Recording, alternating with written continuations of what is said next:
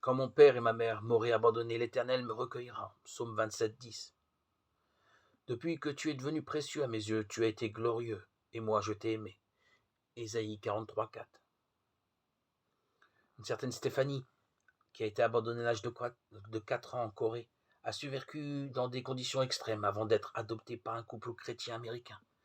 Elle raconte qu'à l'âge de 17 ans, un soir où elle était particulièrement désespérée, son père adoptif lui a dit que Jésus savait comment elle se sentait et que lui seul pouvait l'aider.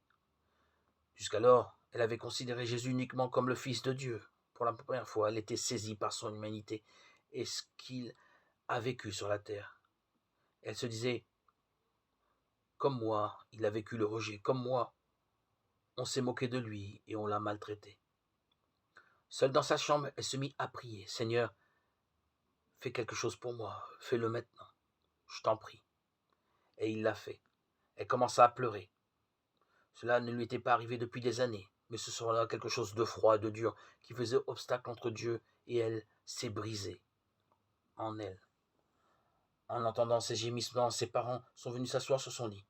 Ils ont prié pour elle en silence.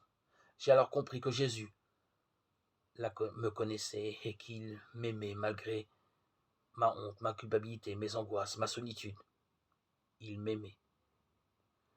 Depuis ce jour, cette femme annonce qu'elle n'a plus jamais été la même.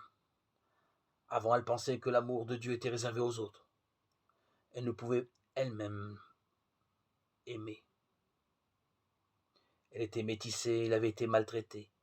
Elle avait cette terrible colère en elle.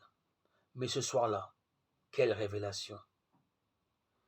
Elle sentit au plus profond de son cœur que Jésus l'aimait telle qu'elle était.